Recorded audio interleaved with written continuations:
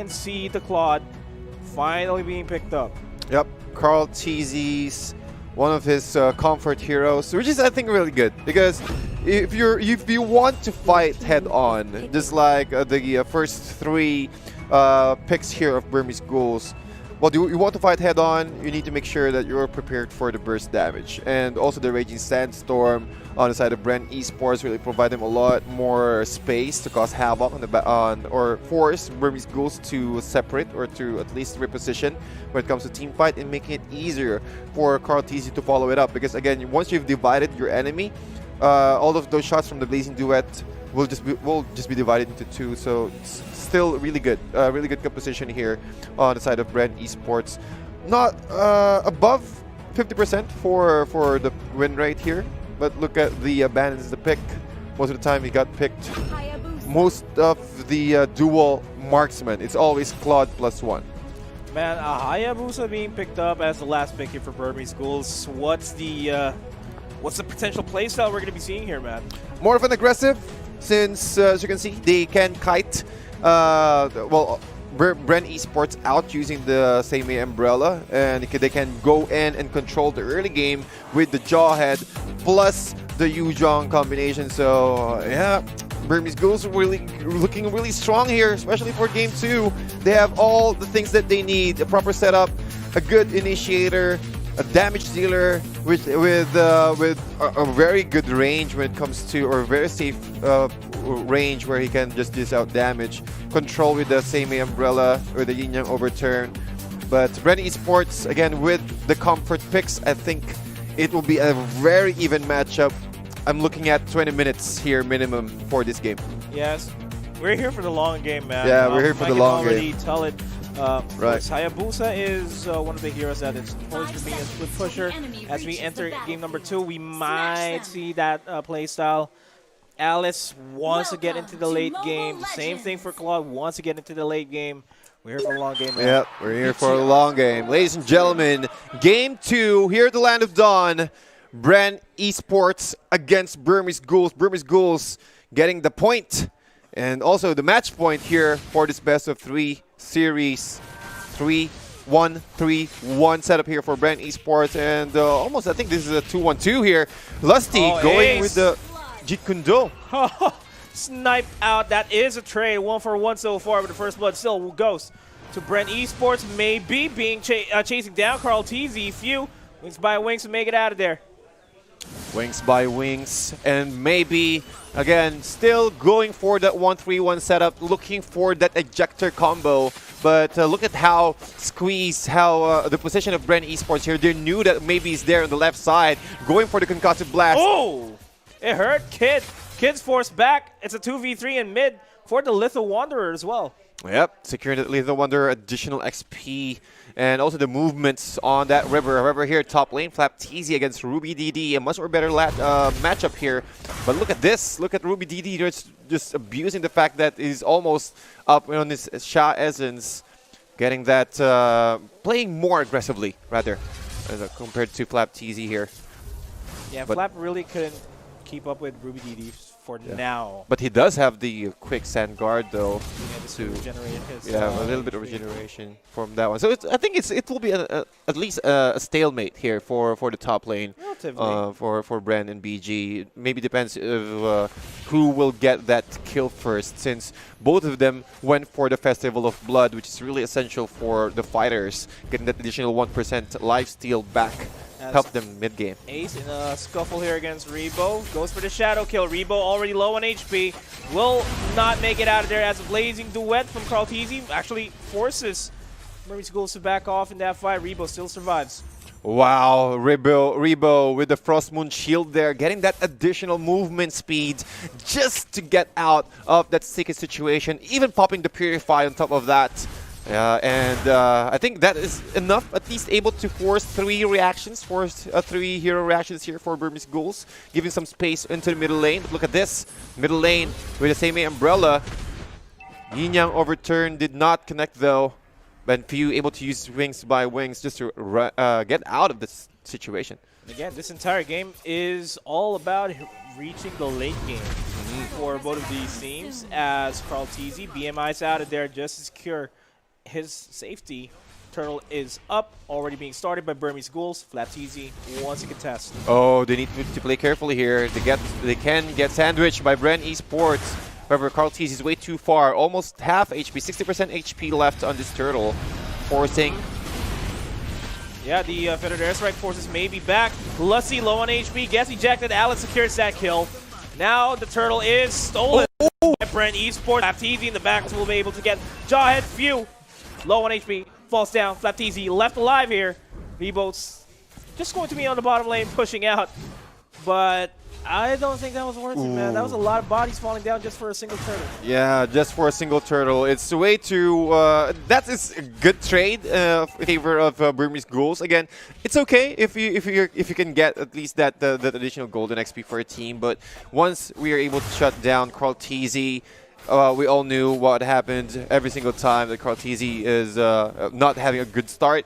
That's the weakness, or I think that's the opening that BURMESE GHOULS is currently waiting for. However, Carl TZ able to get back. He does have the retribution, so he can get or probably secure those objectives and also those jungle buffs in favor of BREN eSports here. Maybe force a flicker out. Lusty for the G Kundo, they're almost connected with the Wave the Dragon. Carl TZ uses the Blazing Duet to bring Kid down to a third of his HP pool. Oh, Kid, almost level 6 here. And they can start rotating here right now. And it's also more of an even Steven lineup here for BREN eSports and BURMESE GHOULS onto the sidelines here. However, Few gets stoppable force, wings by wings combo, got pushed back by that flame shot, giving some time for BREN eSports to go. Connects, ace, maybe, will maybe survive this. FlapTZ, he's gonna go down. Oh. That should have been a kill.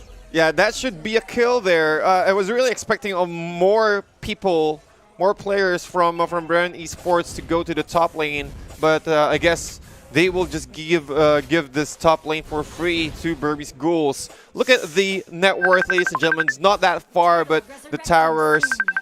This is one of the things that you need to keep an eye on if you want to play for this kind of aggressive play style, especially for BURMESE GHOULS. You just need to get every objective. Oh, the ejection onto Lusty. We'll catch him out. Rebo finally joining in on the fight. The Falling Star Moon is available and already used on the Ruby DD. They managed to get the kill off the Yuzhong. That is going to be big. Turtle finally starting out by BREN low on HP. Secured by BREN eSports. The buff is on Carl TZ. We'll go for the Shadow kill. Ace will not manage to secure that kill. And BREN eSports will clean up the house as the last member alive, forced to yeet out of there. Mid lane will finally be pushed. And BREN will take back the momentum that BURMESE GHOULS had in the early game. And Carl TZ still looking for blood here. D will not be able to flow blood out of there. Okay, Carl TZ getting his groove on right now, getting 2 kills. Well, in an instant, getting his Demon Hunter sword, and I think he's about to finish his Raptor Machete right now. Plus the magic shoes, there we go. Calamity Reaper has been picked up by Rebo after getting that Enchanted Talisman plus the Warrior Boots. Death Blade here for FlapTZ, which is really essential if you're up against the Yuzhong here, especially on this laning phase. But that is enough for FlapTZ to secure another turret, or the second turret for the side of BREN eSports. And they might get a third here as D erased from the top lane, but they managed to erase Carl TZ near the turtle pit on the bottom side of things. Yeah, but look at BURMESE GHOULS here. They're ready to trade this turrets away from the top lane, but the most important turret for me is the middle lane, because once the middle lane's been destroyed, it is easier for your team to get in and occupy the jungle area, which is what they're doing right now. Just cutting up the lanes. 3 members here from BURMESE GHOULS just grouping up together here in the bottom lane, but there's no reaction from BREN. They knew that there are 3 heroes there, possibly 2 or more heroes on the bottom lane. Look at this though, big rotation from BREN to go for the bottom lane, and the last turtle of the game for now. Rebo will not be committing the Falling Star Moon just yet. Wave the Dragon, no can do. Gets ejected out of there, force the G Kundo out.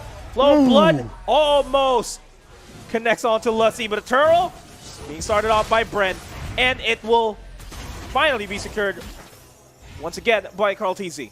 Carl TZ is getting the third turtle on his hands here. It doesn't matter if the KDA is quite even, but look at the gold here, 5,600 compared to 5,000, almost 5,200 for the Hayabusa for Ace here. So going straight to BOD. You need to keep an eye and respect that BOD as well, and especially on the hands of Hayabusa. One shadow kill. Why did you even decide to go inside too? Oh, that's, well, maybe a high-risk play. What he's trying to go is maybe possibly try to kill Few, but Few's HP is way too, well, it's not that within the threshold to be played aggressively for. But BREN feeling the groove now, again with the ejector. Ejector onto Lusty, blazing duet, gets to clear the minion waves. Ooh, look at that. Are low, gets the wave to dragon connection, takes down the Jawhead. Ruby DD next in line here. It's a 3-man press. Make it at 4. Carl TZ rejoining the fight.